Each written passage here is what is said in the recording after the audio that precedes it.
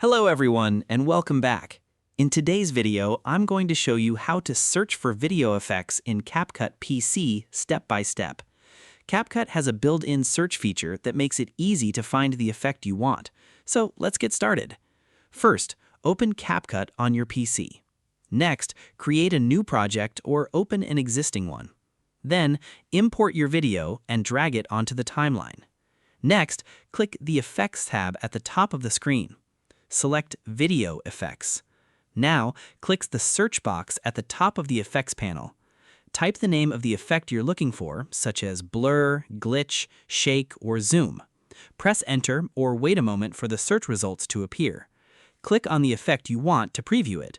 Then, click the plus button or drag the effect onto the timeline to apply it to your video. Adjust the duration of the effect if needed. Play the video to preview the result. And that's it. You've successfully searched for and applied a video effect in CapCut PC.